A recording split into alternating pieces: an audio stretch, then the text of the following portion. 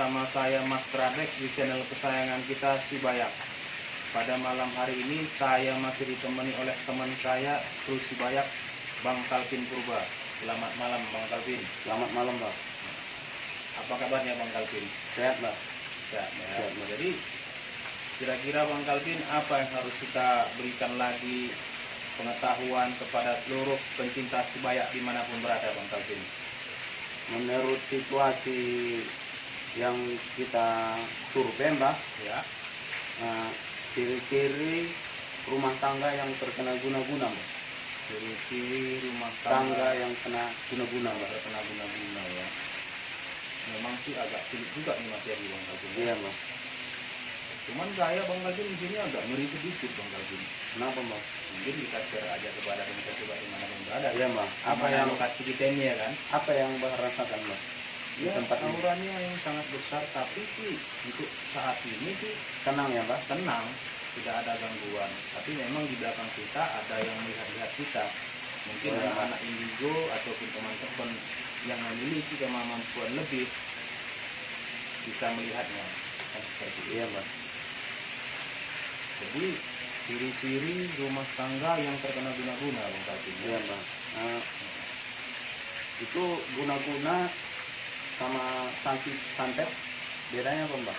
Kalau santet dia Mbak, Bang Kalvin dia mencederai fisik.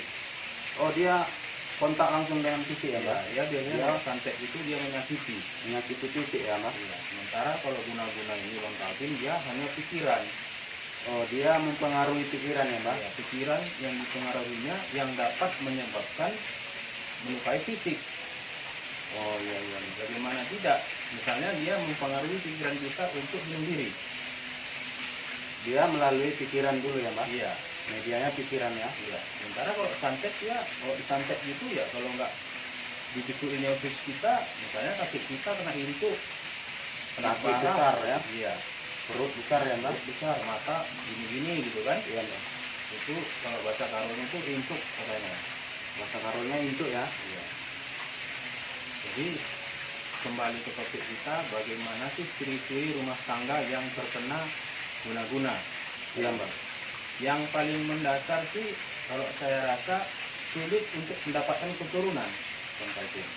Salah satunya sulit mendapatkan keturunan ya, Mbak? Ya, kenapa seperti itu? Namanya sudah terkena guna-guna, untuk berhubungan suami istri aja itu sudah malas. Rasanya muak ya, Mbak? Iya, malas ya. Gitu. Malas dia berhubungan intim ya, Mbak? Ciri-cirinya seperti apa yang seperti itu kan? Iya, Mbak. Ketika seorang pasangan itu melihat pasangannya, dia seperti ngeri, takut gitu loh. Seolah-olah melihat ada sesuatu di pasangannya gitu. Iya, Mbak. Itu termasuk orang yang terkena guna-guna. Iya, Mbak. Tapi orang yang terkena guna-guna ini di dalam rumah tangganya kadang-kadang tidak menyadarinya. Mereka tidak menyadari Iya. bahwasanya sudah terkena guna-guna ya, Mbak? Misal kita tawarin aja dia, sana berobat jumpa si Anu, kita bilang, dia nggak akan percaya aja. Tidak percaya, kalau ada pun percaya agak berat ya, Mbak? Agak berat langkahnya. Langkahnya berat ya. Apalagi jenis guna-guna yang dikirim ini guna-guna yang memiliki kekuatan yang sangat luar biasa. Sudah tingkat tinggi ya, Mbak? Ya, bisa-bisa ketika kita menuju ke orang pintar itu, si orang yang kena guna-guna ini, Dimarahinnya kita, Mbak? satu lagi dia, Seperti yang kita alami, Mbak? iya, Dulu masih kita duduk udah dimarahinnya kita, Mbak? gitu. Jadi yang kedua Bang Kalvin kan ciri-ciri orang yang terkena guna-guna rumah tangga ini Bang Kalvin selalu berpikiran negatif. Lalu dibawanya ke negatif ya, Mbak? Iya, Sudah pasti ya. usaha yang dikerjakannya itu sebentar aja berhasil, setelah itu kumpul gulung tikar. Kalau bahasa Jawanya ente alas ente omah. Dibuatnya orang bingung, Iya, malas ya, Mbak? bingung, malas. Ya, Mengambil keputusan pun bingung ya, Mbak? iya, dia uring-uringan gini loh. Dia seolah-olah gitu kan banyak orang yang melakukan guna-guna ini itu rumah tangga kan supaya satu rumah tangga itu hancur, satu usaha yang dia bangun hancur, satu lagi supaya usaha tidak ada pernah berpikiran untuk maju gitu. Itulah. Ya, salah itu juga bisa juga ujung-ujungnya suami istri ini pisah ya Mbak? Ya, karena tujuan mereka ini sebenarnya yang mengirimkan guna-guna ini ya itu. Salah satu tujuannya ya Mbak? Iya. Dia Pisah, tidak ya? mau mencelakai secara fisik, tetapi psikologisnya. Karena kalau secara fisik ini kan kalau kena langsung wafat, meninggal dunia, tidak merasakan sakit. Tapi kalau terkena guna-guna, kena psikologis, hancur usaha, anak tidak sekolah, bagaimana penderitaan si orang yang kena guna-guna ini gitu. Itu yang dicari, yang mengirim itu. Pelan tapi banyak yang kena ya Mbak? Iya, karena di luar sana juga banyak sekali yang tidak paham apa sih sebenarnya yang terjadi dengan diriku ini. Kenapa aku sering linglung, ketika aku ingin memulai usaha aku malas, ketika aku ingin bekerja aku malas, ketika aku ingin berhubungan dengan istriku aku malas gitu. Tapi bagi saudara-saudara Sibayak dimanapun Anda berada, ketika Anda berpikiran seperti itu ataupun teringat ketika melihat cerita kita ini, segeralah minta ampun kepada Allah Subhanahu wa Ta'ala atau Tuhan Yang Maha Kuasa, minta petunjuk agar kita terbebas dari segala macam guna-guna itu. Karena segala kekuatan manusia itu tidaklah ada apa-apanya bila tidak kita minta kepada Yang Maha Kuasa. Jadi serahkanlah hidup kita sepenuhnya kepada Yang Maha Kuasa. Jangan kita pikir kitalah yang paling kuat dan kita paling hebat.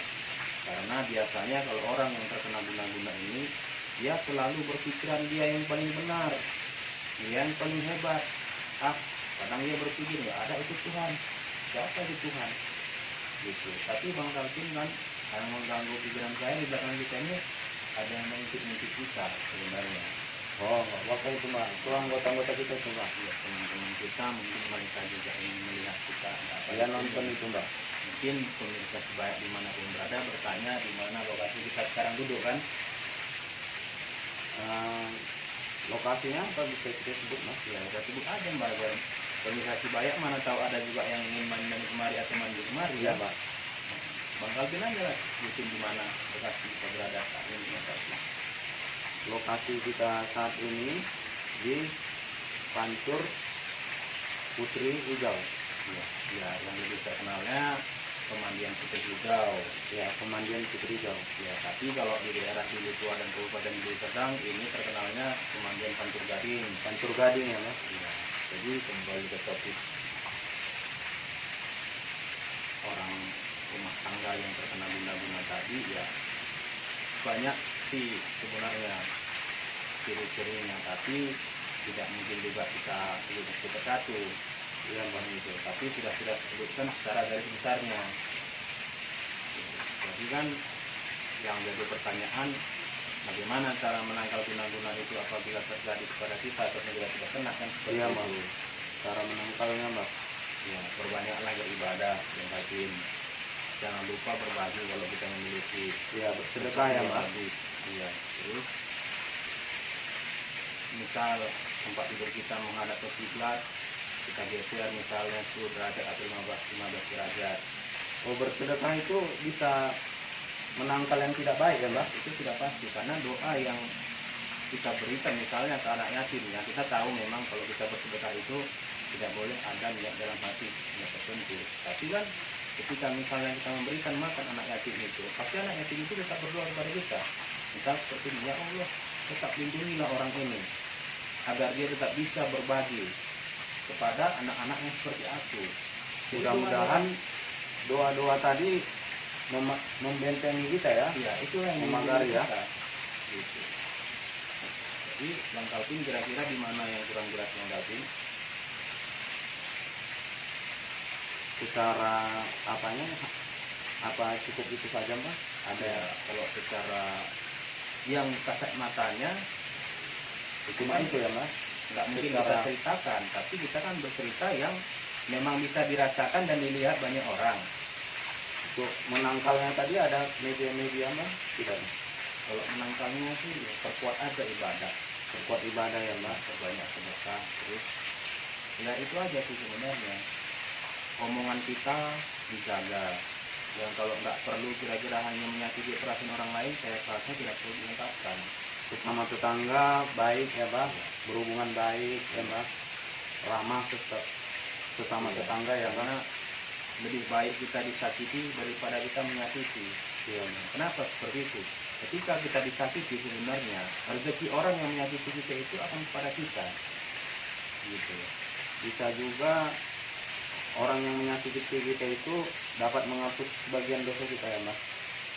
Ya mungkin seperti itu juga bisa juga Bisa jadi, mungkin, Pak. ya kan. Cuman ya saya rasa sih perbanyak aja ibadah, perbanyak sedekah, saling mengasihi, ingat pada orang tua, kan seperti itu. Karena apapun ceritanya doa orang tua itu kalau masih hidup ataupun mereka sudah wafat, nggak ada salahnya kita berikan doa. Seperti itu. Yang masih hidup kita bisa minta doa ya Iya, seperti itu. kepada orang tua kita ya Mbak. Tapi yang paling pokok utamanya ciri-ciri rumah tangga yang terkena lima itu yaitu tadi dia tidak ada kecocokan dalam rumah tangga. Ribut terus ya Mbak. Masalah kecil jadi besar, masalah besar semakin besar. Gitu. Biasanya itu ya memang tujuannya itu hanya untuk menghancurkan rumah tangga tersebut. Mungkin. Nanti gara-gara anak pun kita bisa ribut ya Mbak. Iya. Itu kalau sudah punya anak. Kebanyakan orang-orang yang masih baru membangun suatu rumah tangga yang terkena guna-guna ini. Apa akibatnya kita lah sulit memperoleh keturunan yang tadi. Kalau masalah keturunan ini sensitif, karena kalau sudah kita sulit memperoleh keturunan atau tidak mempunyai keturunan, ya ini tadi masalah kecil tadi menjadi besar aja. Besar ya Mbak. Saling menyalahkan terus. Gitu. Kalau saya rasa sih Bang Kalkin cuman itu pengetahuan saya yang saya lihat dan saya amati di sekeliling saya selama ini Bang Kalkin. Yang bisa kita bagikan ya Mbak. Iya, Kalkin. Sepertinya itu sudah cukup Mbak, kita menutup. Iya. Jadi bagi pemirsa sebaya dimanapun Anda berada, tetap lindungi diri kalian, jaga keluarga kita dari hal-hal yang tidak diinginkan, jaga perbuatan kita dari hal-hal yang dilarang oleh agama. Yang kalau ada rezeki sedikit tidak salah kita untuk berbagi kepada sesama kita. Salam dari kami, saya Mas Radek, Saya Edi Kalkin, maju dua-dua.